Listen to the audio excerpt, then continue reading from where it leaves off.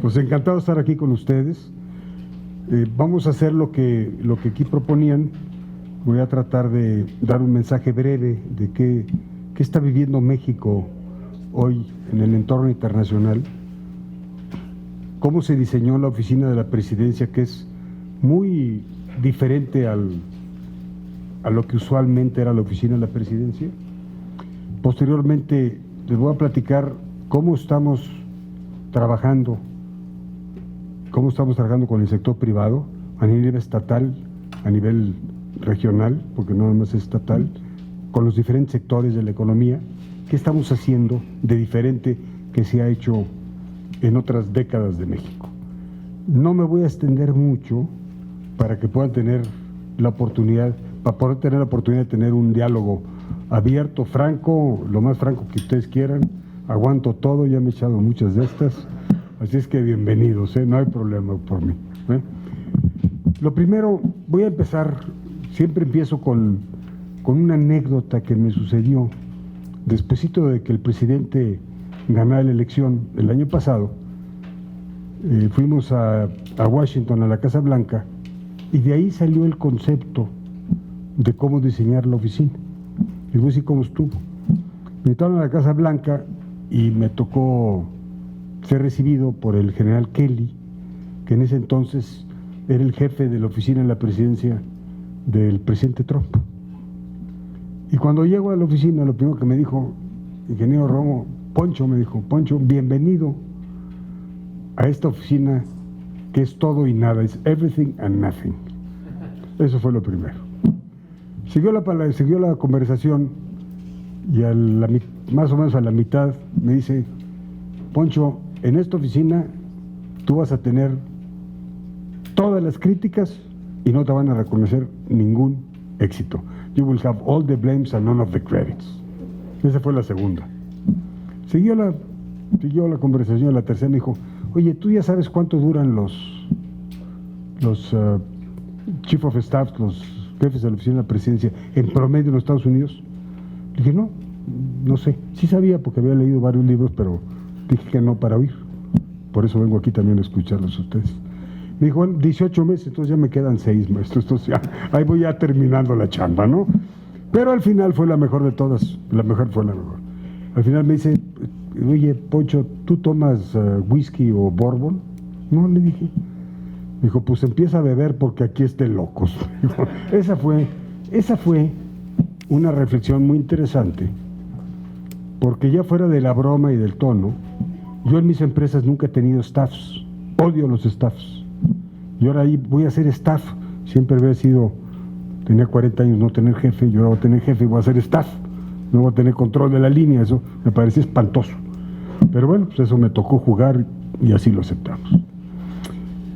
Y platicando con él, le dije, mira, yo ayudo siempre y cuando tenga algo concreto, algo que me puedan medir, porque si no, no me interesa, la verdad no me interesa. Y le dije, fíjate que siempre, presidente, en ese entonces candidato, fíjate, presidente, en los últimos 40 años está muy definido el rol del Banco de México. El rol del Banco de México es muy claro, es fijar la política monetaria y el control de la inflación. Hacienda es el control del gasto, pero nadie se ha preocupado por el crecimiento del país. Entonces, si me das la responsabilidad del crecimiento, dentro. Y para tener la responsabilidad del crecimiento necesito herramientas. Entonces, si me tocó desarrollar la política industrial, la política agropecuaria, tecnológica, durante la campaña, déjame implementarla. Entonces, además de ser responsable del crecimiento, déjame la responsabilidad de implementarla. Danos la banca de desarrollo y que realmente funcione como banca de desarrollo y que no sea un banco más. En nuestra opinión, en el diagnóstico que hicimos en el Plan de Nación, la banca de desarrollo siempre estuvo enfocada a dar créditos como la banca comercial, y ese no es el rol. El rol es realmente fomentar el desarrollo y la industrialización del país. Esa es la verdadera función de una banca. Total, así se configuró. Después ya me dieron la Agenda 2030, lo cual al principio, les voy a ser muy franco, no le veía cabida en la oficina, y tengo que reconocer que estaba yo muy equivocado, porque esto me ha dado la oportunidad, al estar encargado de la Agenda 2030, te da la oportunidad de conectar la política industrial o agropecuaria o tecnológica o forestal, la que sea, hasta las comunidades. ¿Por qué? Porque los 17 grandes objetivos de las Naciones Unidas está muy claro que hay que hacer: combate a la pobreza, desigualdad y todos los. Y métanse a la página para no perder tiempo en describir los 17 objetivos, y la verdad no me sé todos, pero bueno, de memoria, no me los sé todos. Pero me ha dado la oportunidad de estar muy cerca de la necesidad. Bueno, entonces esa fue la primera, cómo se definió. Ahora voy a pasar qué está pasando en México y voy a pasar qué estamos haciendo. Yo estoy convencido, mi oficina está convencida de que estamos viviendo una de las épocas más complicadas, política y económicamente, de lo más complicado desde la Segunda Guerra Mundial. Muy complicado. Tenemos un entorno muy, muy difícil. Entonces, y en eso México no se puede sustraer. Y les voy a mencionar algunos ejemplos que vale la pena indicarles. Y voy a primero empezar con una frase que, comentando en el gabinete, me resulta muy fácil. Le decía yo a parte del gabinete, decía, a ver, ¿qué podemos controlar los mexicanos y qué no podemos controlar? Pues no controlamos al presidente Trump, no lo controlamos. Lo que diga, no lo controlamos. No controlamos la posible desaceleramiento económico del mundo, eso tampoco lo controlamos. No controlamos la posible recesión en los Estados Unidos. No controlamos los efectos de corto plazo de la guerra comercial de China y Estados Unidos, tampoco lo controlamos. Tampoco controlamos que España no tiene gobierno, Italia no tiene gobierno, los efectos del Brexit tampoco lo controlamos, los problemas de Medio Oriente, sobre todo ahora que Estados Unidos decidió no ser el policía del canal de Hormuz, donde pasan todas las mercancías, todo el petróleo, pues tampoco lo controlamos. Bueno, en ese entonces, me acuerdo, estábamos hablando del problema de Argentina, hoy Chile, los efectos que va a tener el impacto en Latinoamérica es grave. Chile, Bolivia, Ecuador, en Perú no hay gobierno. La guerra comercial de Japón con Corea no se dice mucho, es un problema serio. El problema de Hong Kong, o sea, todo junto. Estaba yo leyendo un artículo hace unos días y platicando con unos hindús que vinieron a visitarnos hoy en la mañana. El gobierno de la India, el Moody's, está con problemas políticos y económicos, la India. Entonces no la tenemos, eso no lo podemos disasociar de lo que está pasando en México, una economía que es de las economías más abiertas del mundo. Entonces cuando me dicen, ¿por qué no crecemos? Pues hay cosas que no controlamos y cosas que sí controlamos, que estamos haciendo unas cosas bien, otras cosas no tan bien, para ser muy honestos. Y en esa plática me acuerdo que decíamos, a ver, si hoy el mundo se desacelera y un pilar, un motor de la economía mexicana es el sector externo y el mundo no va a crecer, pues ¿quién va a invertir en ampliar la capacidad de planta de la industria automotriz? O aeronáutica, o de manufactura en general. Está muy complicado, no sabes cuánto vas a vender, cómo vas a invertir si no sabes cuánto vas a vender.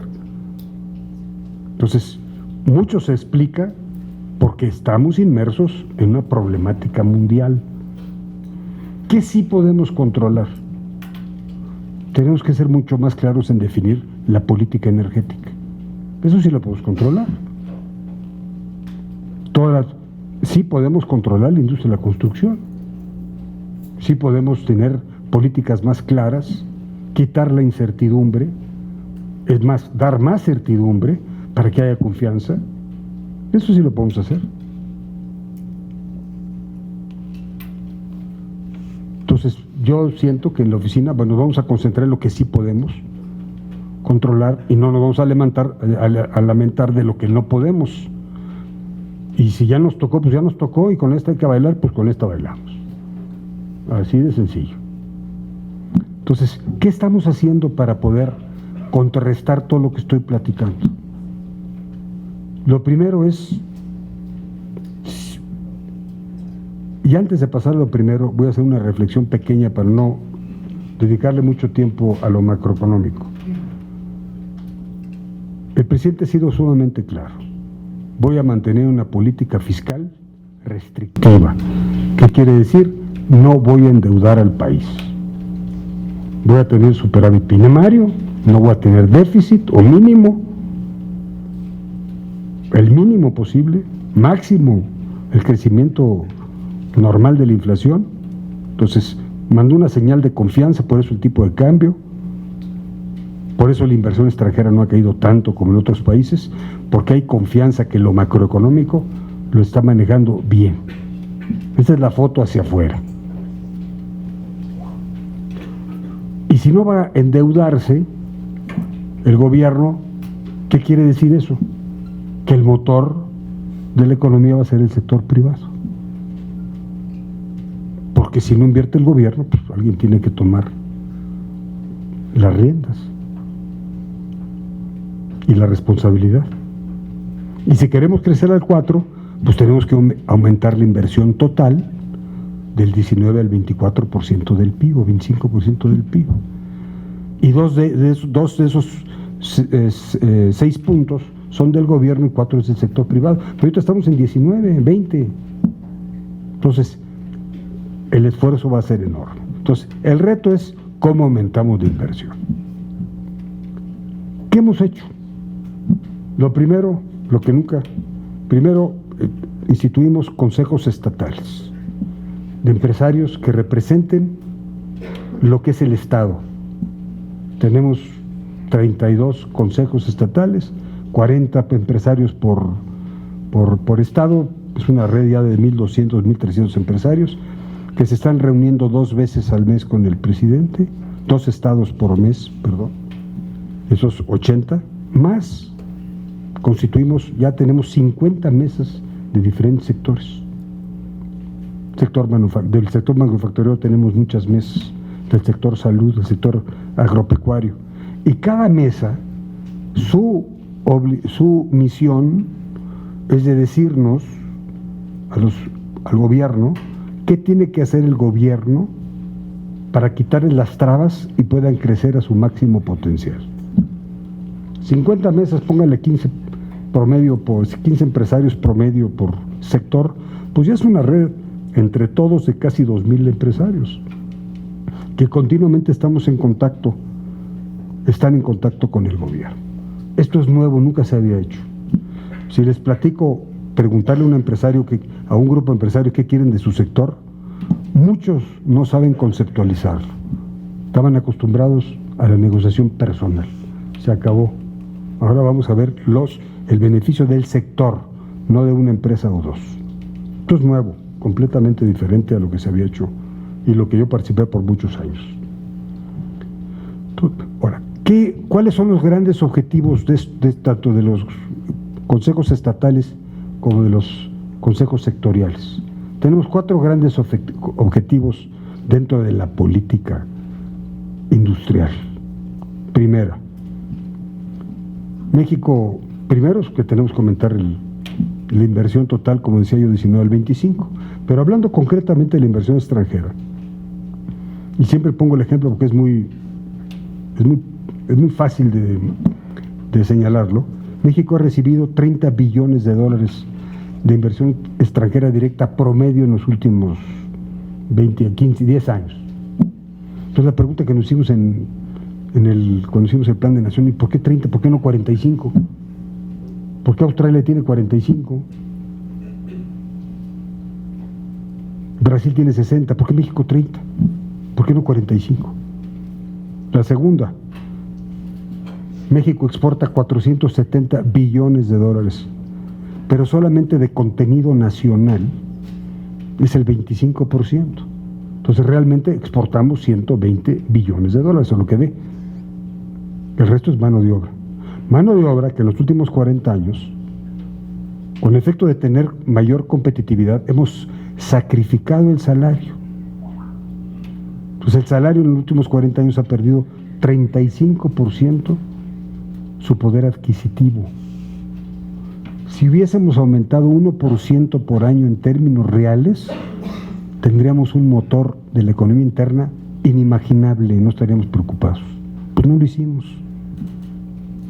porque nos preocupamos por la macro, lo que decía aquí hace un rato su rector. Se nos olvidó el impacto en millones de habitantes. Pequeñito problema, pues se nos olvidó por 40 años, ¿eh? Por eso está Sudamérica como está, por las grandes desigualdades sociales que existen, porque nunca hemos tomado la responsabilidad de jalar a todos. Entonces ese es el segundo, aumentar el contenido nacional. Voy a decir un ejemplo. México es el mayor exportador de plasmas de televisión del mundo. ¿Saben cuál es el contenido nacional? 3%. Todo lo importamos. Hace poco, recientemente, en una reunión bilateral con Estados Unidos, le presentamos al secretario de Comercio, Wilbur Ross, de Estados Unidos, una lista de 10 industrias en las que México y Estados Unidos importan el 90% de China y tienen un contenido norteamericano de partes no mayor al 10%. Terminando el tema, que nos vamos a enfocar a traernos esas industrias para acá, para Norteamérica. Entonces, sí tenemos muy claro dónde vamos. Bueno, ese es el segundo objetivo. El tercero, el objetivo. Estamos hablando de la inversión extranjera, los déficits. Tenemos tratados comerciales, el tercer objetivo, con 35 o 40 países, ya ni me acuerdo, o tratados comerciales. Tenemos superávit con Estados Unidos, 70 billones de dólares. Y exceptuando Colombia, que tenemos un superávit de 1,000 millones, con todo el resto tenemos déficit. Ejemplo, con China, así como Estados Unidos tenemos un superávit de 70, con China tenemos menos 70, con Japón menos 25, estoy dando cifras conceptuales, no me acuerdo, de memoria no me acuerdo, con Corea menos 15, toda la pregunta fue, ¿por qué menos 70 con China? ¿Por qué no menos 50? ¿Por qué menos 25 con Japón? ¿Por qué no menos 20?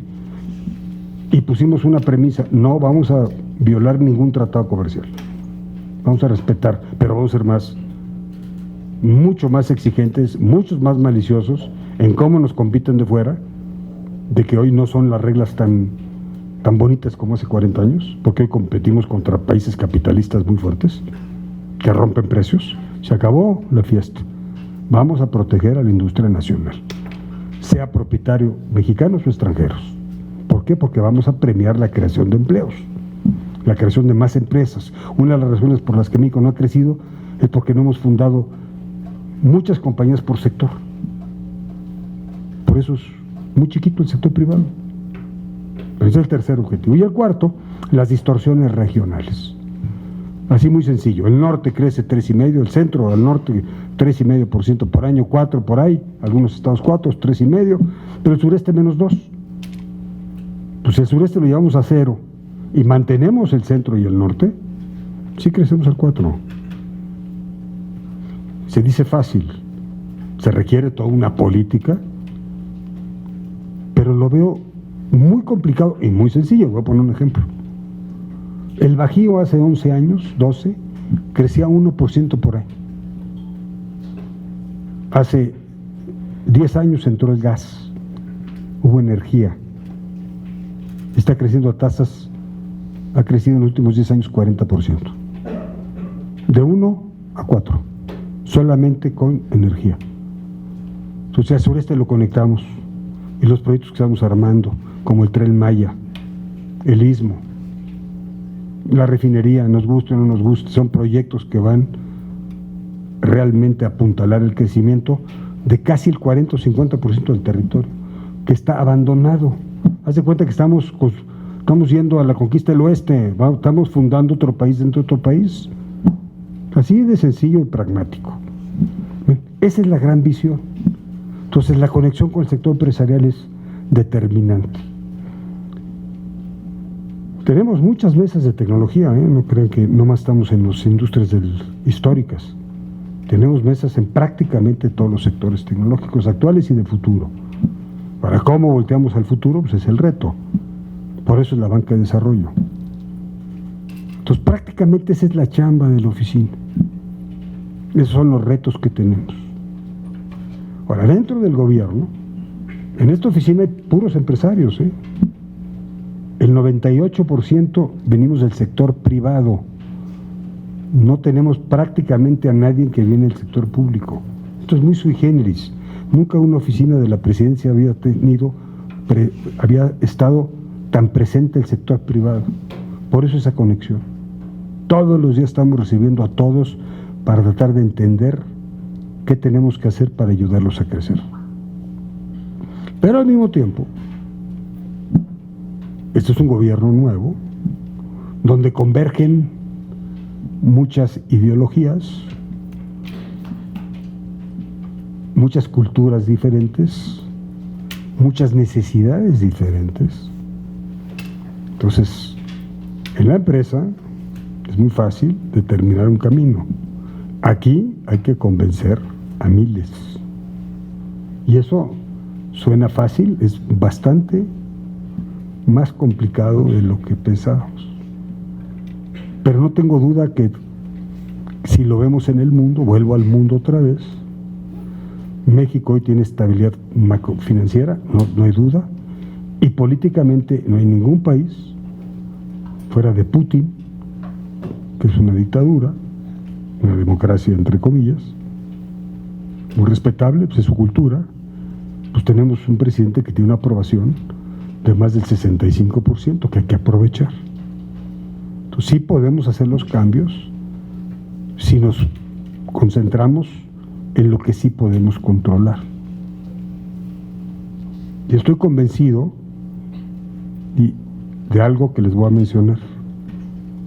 Ahorita que les decía del mundo que estaba complicado, ¿cuál es la oportunidad? Pues fíjese que hay 40 trillones de dólares que no saben a dónde irse. Primero que se vayan a dónde, está todo parado. Muchos países, muchas zonas tienen problemas no más económicos, sino políticos. Pues México, si somos inteligentes, no necesitamos un trillón, necesitamos el 5% de un trillón. 50 billones nos conformamos. Hay 40 trillones, 14 a 17 con tasas negativas. Alemania, en Austria, tú depositas y te quitan el -1. Aquí damos +8, más 7.75. Entonces todo ese dinero, ¿dónde se va a ir? O sea, al país donde haya certidumbre y confianza. ¿Cuál es la encomienda que el presidente nos dio a esta oficina? Pues tender los puentes con el sector privado para crear un ambiente de certidumbre y confianza. Que hoy le hemos tenido complicado porque son muchos cambios al mismo tiempo. Todos los días sale un rumor y todo el mundo se cree los rumores. Bueno, pues contra eso es una realidad y contra eso tenemos que lidiar todos los días. Entonces el esfuerzo está y estamos aquí nada más para tratar de tener una presencia de lo que es el sector privado. Yo estoy convencido que el sector privado es el motor de cualquier país del mundo. El emprendurismo es vital. Necesitamos acercar a los jóvenes con el sector financiero. Necesitamos sabernos arriesgar. México necesita tomar riesgos para que la nueva economía empiece a florecer y no nomás descansar en la economía tradicional. Por eso acepté estar aquí, para escuchar sus inquietudes, para entenderlos y pues desde aquí poder ayudar lo más que se pueda a que sienten que este país tiene gran futuro, y si hay cosas que no hemos visto, pues que nos lo digan, y con mucho gusto atendemos cualquier inquietud de cualquier segmento, de cualquier nivel socioeconómico y de cualquier vocación. Entonces, ya con eso ya dice mi esposa que hablo demasiado, ya con eso me callo y estoy a sus órdenes para cualquier pregunta o cualquier consejo o opinión que nos quiera dar.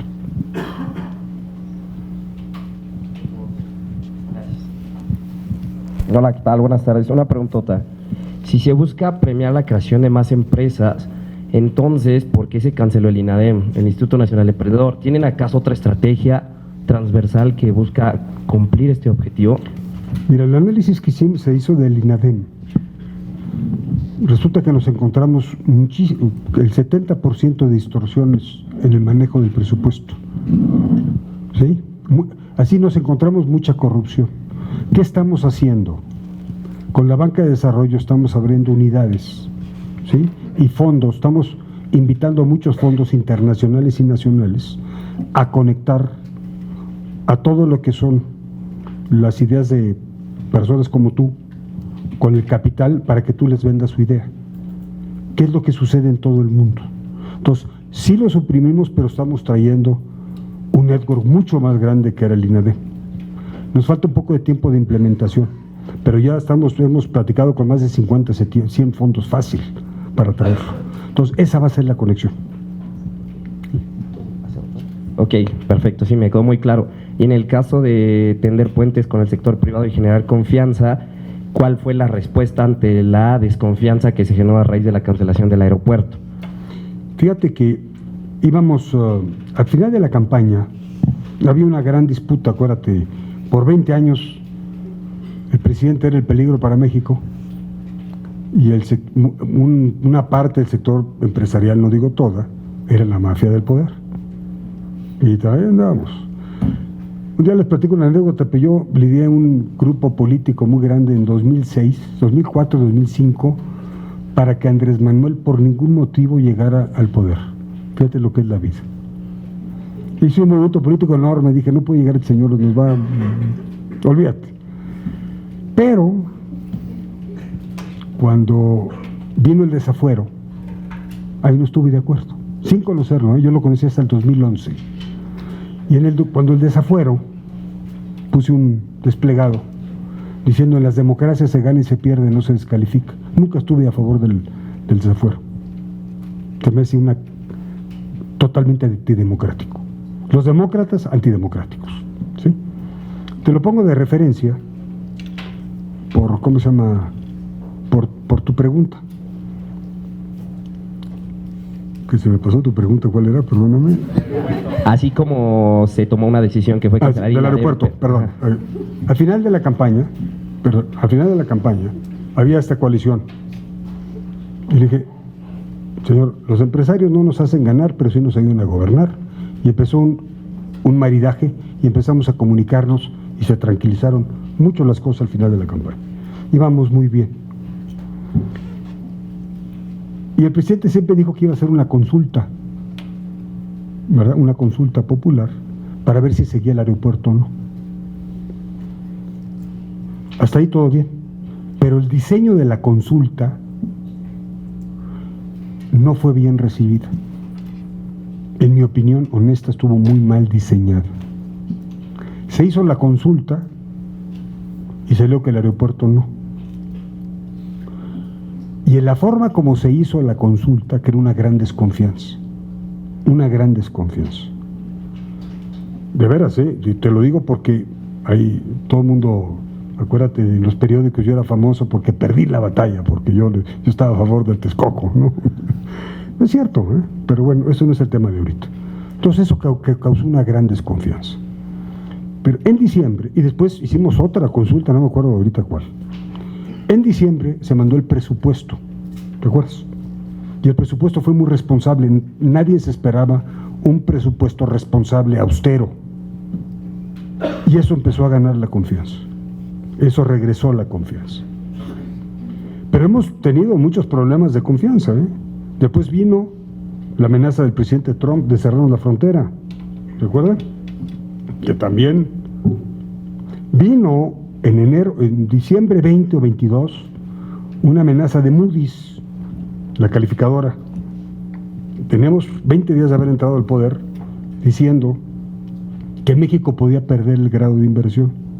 Para los que no entienden qué quiere decir perder el grado de inversión, quiere decir que si México pierde este estatus, 8 de cada 10 pesos que vienen a invertirse a México no pueden venir por ley, por estatutos. Y eso sería una macro problemón. Eso puso a los empresarios también a la defensiva. Eso fue. Después viene lo de la frontera y luego viene la amenaza de los aranceles, ¿se acuerdan? Todo eso hace, y todavía el TEMEC no se aprueba. Ya se va a aprobar, pero no se aprueba. No, y como el béisbol, hasta que no se termine el último out. Entonces todo eso ha creado una medio parálisis con el mundo por fuera y nosotros aquí adentro, con muchas variables que no controlamos. Eso te causa parálisis. Espero haberte contestado. Entonces, ahorita nuestra labor ha sido, y lo reflejas en el tipo de cambio, dentro de todo, no crear pánico y mantener a la expectativa. No digo que nos hemos ganado la confianza. Déjame hacerte una reflexión interesante. Y me aviento cualquier de estadística y ya van 2 veces que lo mencione y nadie me ha dicho que no es cierto. Las reuniones del sector empresarial con el presidente Andrés Manuel López Obrador este año son más las horas que nos hemos reunido que cuando el presidente Fox, el presidente Calderón y el presidente Peña todos juntos en 6 años lo hemos hecho en 1 año. Entonces este grado de comunicación, no estaremos de acuerdo en muchas cosas, pero por lo menos estamos comunicándonos. Y eso es muy importante. El nivel de diálogo es sin precedente. Y eso también, dentro de toda la turbulencia que platico, mantiene por lo menos a todos más tranquilos y no entusiasmados. Nuestro reto es entusiasmar a México. Muchas gracias, ingeniero.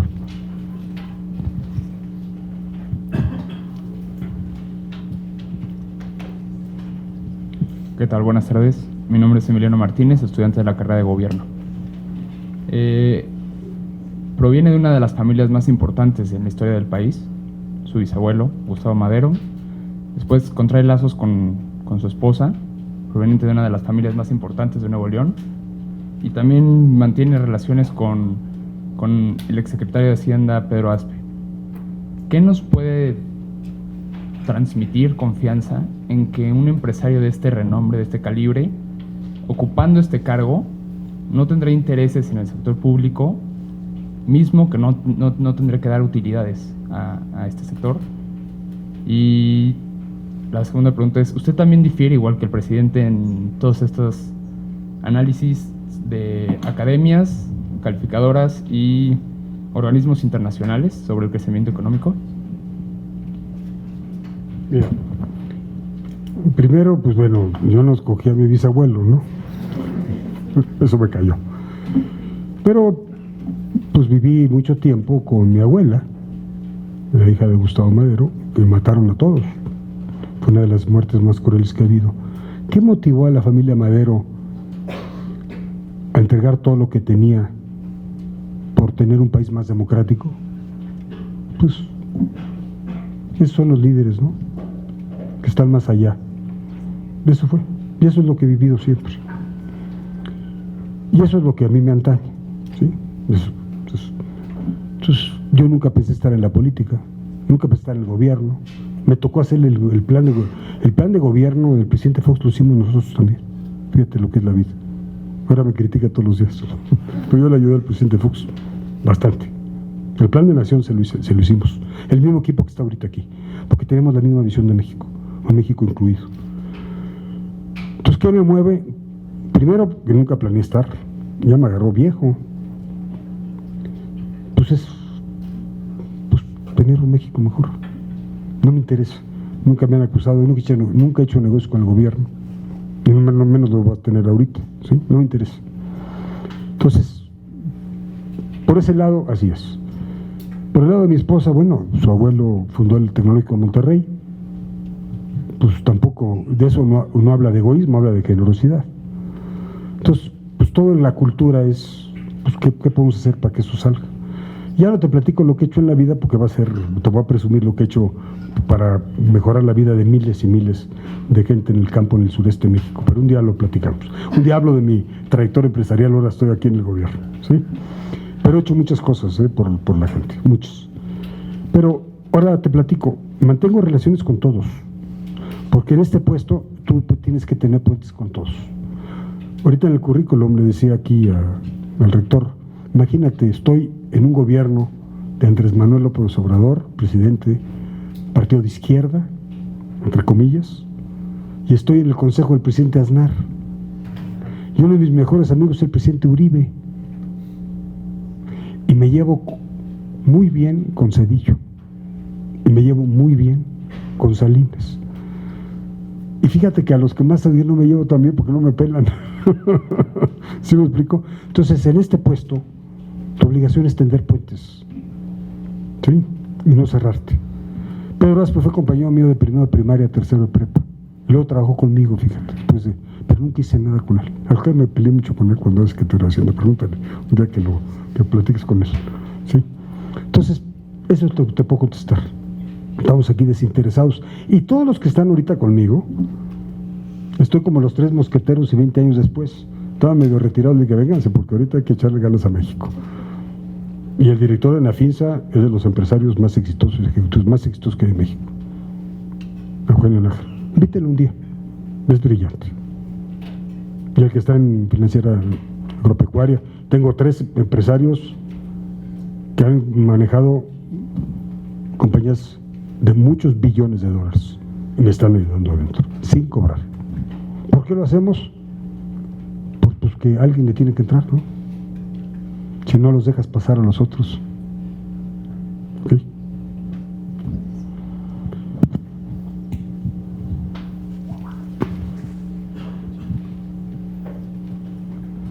Necesitamos preguntas de mujeres. ¿Qué pasó? Buenas noches, ingeniero. Si tuviera enfrente de usted a un grupo de alumnos y académicos de una muy buena universidad y les pudiese pedir un favor, de alguna manera en la que pudiéramos ayudar todos al crecimiento, usted que está tan involucrado con el crecimiento del país, ¿qué podemos hacer todos nosotros? ¿Qué podemos aportar nosotros a la cuarta transformación para que México también pueda crecer? ¿Dónde podemos entrar? ¿Cuál es nuestro papel? ¿Cómo podemos jugar? Mira, muy buena pregunta y la respuesta es muy variada, porque todo depende de la vocación de cada uno. Pero si me preguntas así, bote pronto algo rápido, te voy a contestar una reflexión que le hice en una plática que invitaron los embajadores de México. Y una reflexión que he hecho siempre que he estado cuando estuve en el sector empresarial. Te voy a decir lo que viví. Viví lo siguiente. Cuando salíamos fuera de México a platicar sobre México, siempre teníamos a Brasil enfrente. Los brasileños dentro de Brasil son muy críticos, pero fuera de Brasil es el país más hermoso del mundo. Los mexicanos criticamos adentro, afuera, en la luna, al presidente que sea, Zedillo, Salinas, Fox, Peña. Nunca hablamos bien del camello. Pues hay que tener esa fe. Una de las cosas más importantes en la educación es la autoestima, el que te creas a ti mismo, que te creas que vas a llegar a donde tú quieras. Para mí lo más importante en la educación es la autoestima. Lo más importante, ¿eh?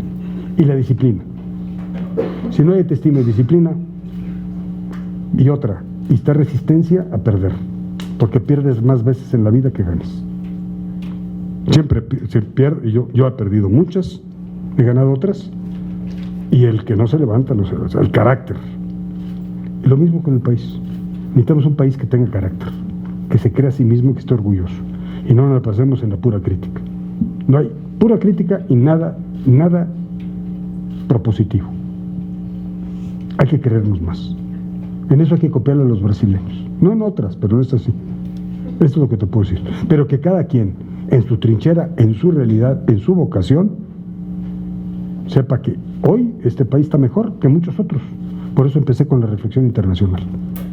Váyase a Chile, o Argentina, o a Brasil. Fíjate, no conté una cosa de Brasil interesante. ¿Cómo estaría el mundo al revés? ¿Cuándo has oído que un presidente de un país le diga al otro presidente de otro país muy importante que su esposa está fea? Eso nunca lo vio, yo no lo había oído. Bueno, pues pasó. Entonces, ¿qué te quiero decir? Muchas gracias. Contagien entusiasmo. Sí.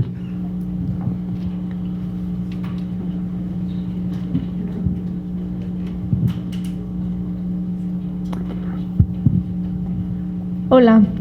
Hola. Aparte de la fe, ¿cómo están motivando a jóvenes y a estudiantes? Porque también lo que nos llega mucho a nosotros es, ya cerraron el CONACYT, ya no hay becas para ir a estudiar fuera y luego regresar como con todas las enseñanzas y traerlas a México y trabajar para México, o si no trabajas, a lo mejor tienes una cuota de 3,000 pesos diarios, o ni estudias. Diarios no, ¿eh? No, mensuales. Sí, sí, O sea, aparte de tener fe y coraje por México, ¿cómo están motivando a jóvenes a seguir estudiando y preparándose para un mejor Te voy a país? contestar lo que yo viví. ¿Qué te parece? Cuando empecé a trabajar, me tocó el periodo de Echeverría y López Portillo, la nacionalización de la banca. Yo daba clase en el TEC, una clase de emprendedores. Y era una decepción total en México. Total. De empresarios, de estudiantes, había un pesimismo total. Los que no perdimos la fe, nos fue muy bien. Porque es muy difícil contagiar con actos de fe, como tú bien dices, cuando todo lo tradicional se está cerrando. Pues este es un ejemplo extraordinario, las becas del CONACYT. Este gobierno de corto plazo cerró las puertas a muchos malos manejos.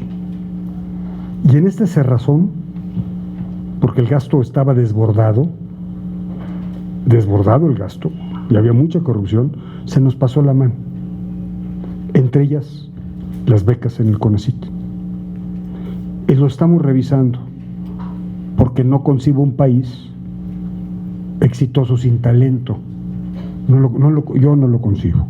Entonces, adentro tienes un grupo de aliados que estamos revisando todo esto para que lo bueno se quede y quitar lo malo, pero no quitar lo malo y lo bueno, para que no sea nada más acto de fe.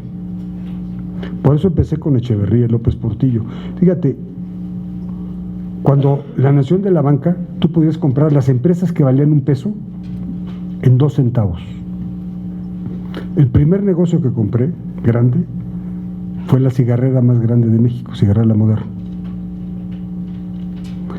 Me la ofrecieron, yo acababa de salir de FEMSA, yo estuve trabajando en FEMSA, me tocó hacer los Oxxos, me tocó hacer las cocas, en los Oxxos, el diseño de los Oxxos los hicimos, el equipo que está ahorita en la oficina de la presidencia hizo los Oxxos y las cocas de FEMSA.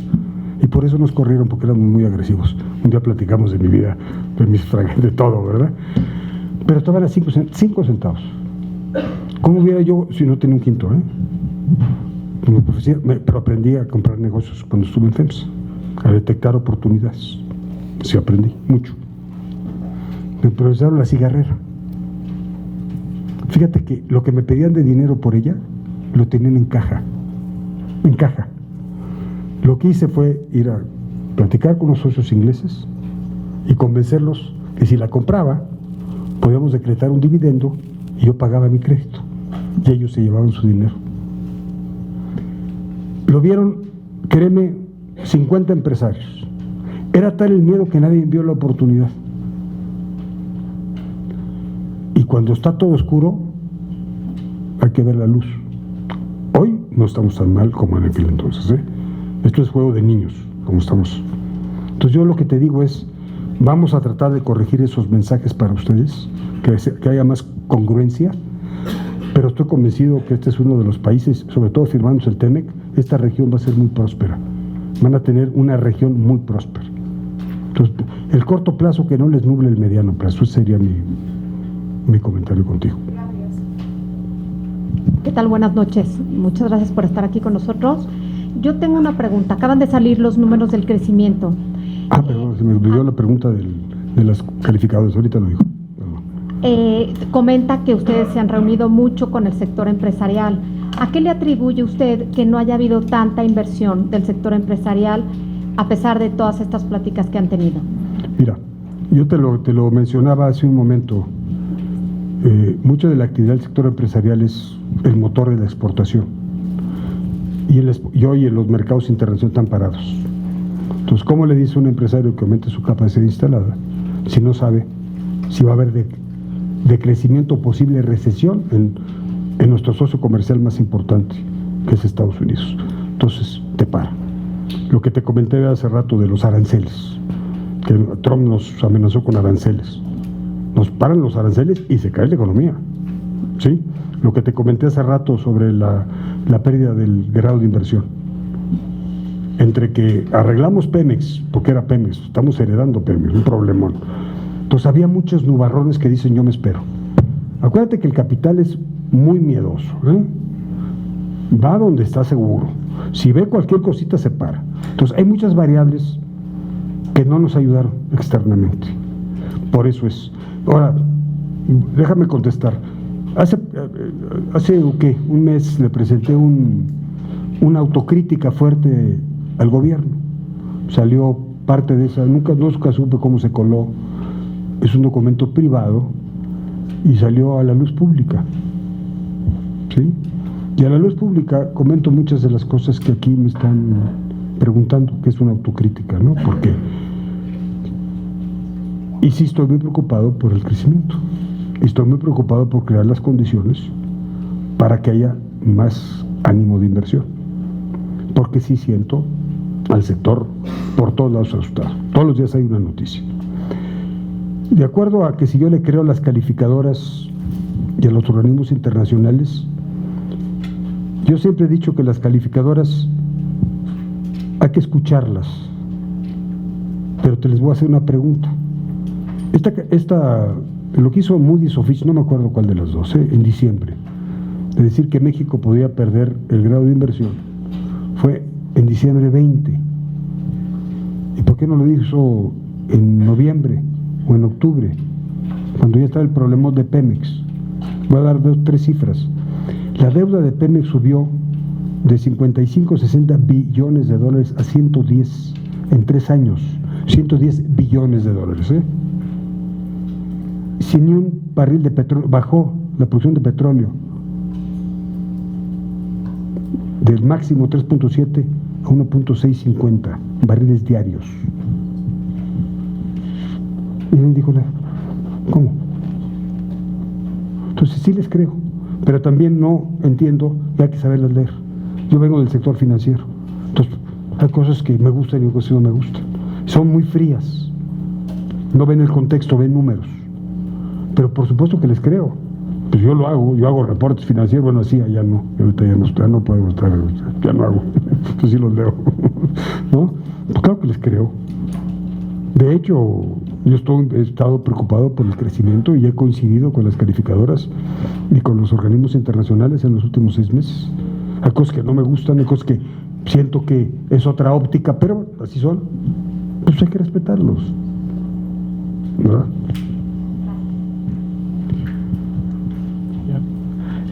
Hola, acá. ¿Dónde estás? Acá. Buenas noches, muchas gracias por venir. Ahorita nos ha explicado de una manera muy buena que la falta de inversión o de crecimiento se debe a factores exógenos dentro de la economía nacional.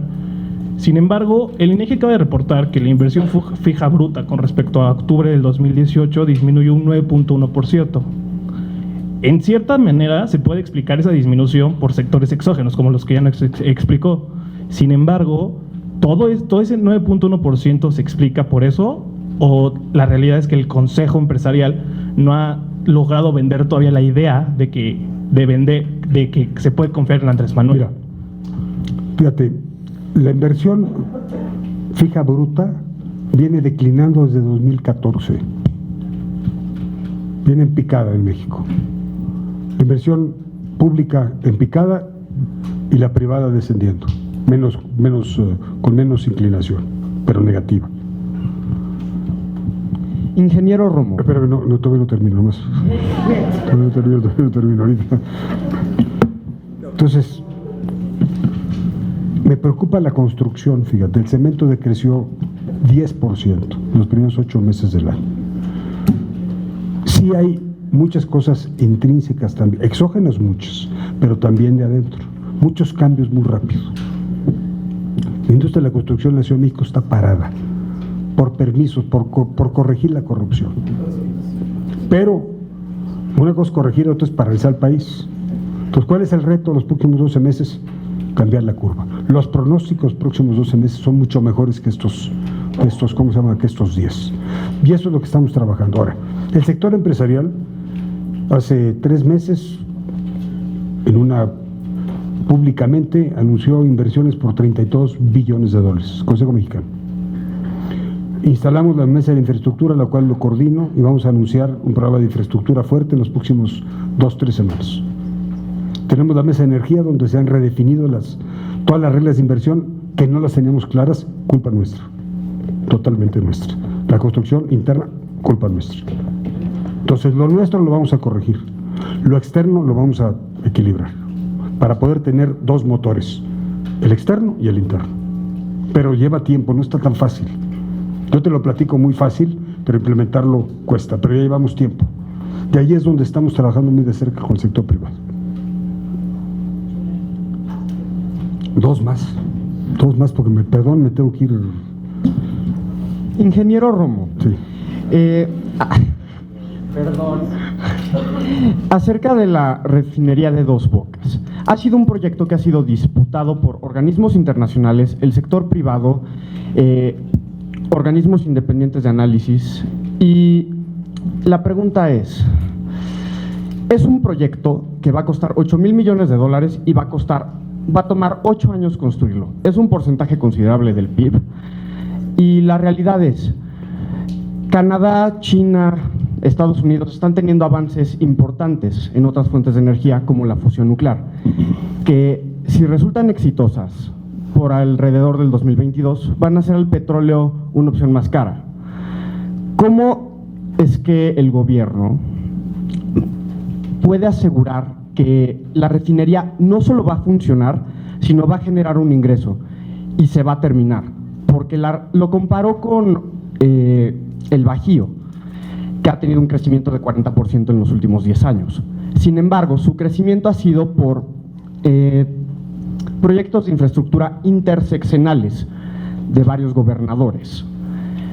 Si no tenemos la garantía de que primero se va a terminar y luego que va a funcionar, porque no va a ser obsoleto para cuando termine, alrededor del 2028, en el mejor de los casos, ¿cómo podemos saber que va a funcionar, que va a generar un ingreso y que no simplemente va a ser, no sé, otra estela de luz? Mira, primero vamos a poner todo en perspectiva, ¿no? Como te gusta ponerlo a ti. Son $8 billones en 6 años, es $1 billón por año, ¿sí? La inversión en México son 500,000 millones por año. Entonces estamos hablando de ni el 2%. Entonces tampoco es tan significativo como se ha magnificado. 2. Yo no estoy diciendo, en la política que se trazó, hubo 2 conceptos que van más allá de lo económico, que es la seguridad energética y la seguridad alimenticia. Nosotros importamos ahorita el 70% de las gasolinas de Estados Unidos y el 80% del gas o 75% del gas. Es una dependencia brutal. Dependemos de todo. Importamos el 70% del maíz, el 95% de la soya, importamos todo. No tenemos independencia, no tenemos poder de negociación. Un país, para que sea fuerte, tiene que tener poder de negociación. La refinería tienes que verla no desde el punto de vista económico, sino estratégico. Y todas las proyecciones que hay en el mundo, y conozco el sector, que estoy metido en el sector de energía, en lo más avanzado que hay en mi vida privada, ¿sí? También te digo que todas estas tecnologías, todas las proyecciones de precios del petróleo, todas te indican que aunque va a perder importancia, no va a perder el peso que tiene tan poderoso. El Bajío creció por el gas, no por los proyectos interseccionales. Lo más importante del Bajío fue el gas, lo mismo que Nuevo León en 1936. A Nuevo León lo destapa el crecimiento, el gas. Fue el primer ciudad o estado, Monterrey, todo el estado, que tuvo gas. Por eso yo insisto tanto en la conectividad del gas, que hoy es el recurso energético más barato que hay. En las energías alternativas, no por hacer la refinería y tener menor dependencia estratégica, no económica, y si son 8 billones y son 8 años, no me importa, estratégicamente vale la pena considerarlo, no estamos deteniendo las alternativas, estamos ahorita rebalanceando. Las energías alternativas, por todas las proyecciones que existen, por más rápido que vayamos, que es correcto que son las que nos van a poder surtir de precios mucho más baratos que otras, excepto el gas, por más rápido que sean, ahorita son el 2%. Para llegar al 10% necesitamos 25 años. Entonces no es tan fácil verlo. Entonces el proyecto de Dos Bocas hay que verlo estratégicamente. Y si son 5 años o 7, es irrelevante si tienes un proyecto de nación muy claro de la no dependencia. Ya dependemos demasiado. Y en mi opinión, uno de los grandes errores de los últimos 40 años es que hemos perdido poder de negociación fuerte. Esa es mi opinión. No defiendo ni no defiendo. Es un proyecto. El otro día me decían, es que es más fácil importar el maíz. Pues no. Ahorita tenemos un proyecto brutal para quitar la dependencia de maíz y llevar riqueza a miles de rincones de México con tecnología nueva, porque para eso está la tecnología. Entonces, todo es muy relativo, todo es criticable, pero un proyecto no hace un proyecto de nación. Un proyecto no hace o 3 proyectos no hacen un proyecto de nación. Lo más importante es lo que platico. Esta inercia del sector privado, la inversión del sector privado en el sector energético va a ser fundamental. Y cada día va a ser, está siendo mucho más claro y cada día tenemos la obligación de transmitirlo más claro. Me toca presidir esa mesa de 2 meses para acá y espero poder ser cada día, ayudarle al presidente a ser cada día más claro. Buenas noches, ingeniero. Primero que nada, agradecerle en nombre de todos los alumnos su presencia con nosotros. Se habla mucho del desarrollo en términos cuantitativos, pero yo creo que la principal diferencia entre las generaciones de antes y nosotros es que a nosotros nos importa más el progreso, que es el desarrollo sin comprometer el futuro. Y bueno, analizar todos los costos que todo este desarrollo van a tener a largo plazo, que ese es un tema que nos preocupa mucho a los jóvenes. De acuerdo a la agenda ambiental que tiene el mundo y a la revolución ecológica que vivimos, ¿de qué forma el gobierno va a contrarrestar los efectos que van a tener proyectos como Dos Bocas y como el Tren Maya? Mira, el Tren Maya no estoy tan seguro que sea tan, ¿cómo se llama? No lo tengo medido. No. Mira, yo soy igual que ustedes un adicto a las energías alternativas. Ya no crean que yo soy un, ¿cómo se llama? No estoy defendiendo Dos Bocas, ni las fuentes de energía de hidrocarburos, que no se equivoque. No me gusta mucho lo del gas, lo otro tengo mis dudas. A mí me toca manejar la Agenda 2030, cumplir los objetivos medioambientales de la ONU, de la Organización de las Naciones Unidas. Estamos vigilando que haya esto, pero no por hacer esto vamos a dejar esto. Pero estoy de acuerdo contigo, hemos sido muy responsables, ¿no? Tú viste mi currículum, uno de los premios que me han dado es por defender la selva lacandón. Sí, hicimos proyectos muy interesantes en la selva para protegerla. Hoy en la mañana, fíjate, te voy a comentar algo, buena pregunta. Vino a verme Julia Carabias, que fue secretaria de Medio Ambiente del presidente Zedillo, y se ha dedicado toda su vida a la protección de la selva, de la biosfera, de la biosfera, de la más importante del mundo. Y me estaba haciendo todo un análisis de lo que está sucediendo, no de los sectores industriales, sino de la rapacidad, de la irresponsabilidad y la falta de cultura de conservar el medio ambiente. No tengas duda que dentro del gobierno, sin llegar a exageraciones, pues estamos dando la batalla para tener un crecimiento mucho más sustentable, con mayor bienestar, ¿no? Pero ir contra una cultura irresponsable de tantos años, nos va a tocar que nos ayuden ustedes bastante. Y eso sí, les vamos a entregar, casi como las carreras de la estafeta, de los 400 metros planos, ¿no? estafeta va a ser de ustedes.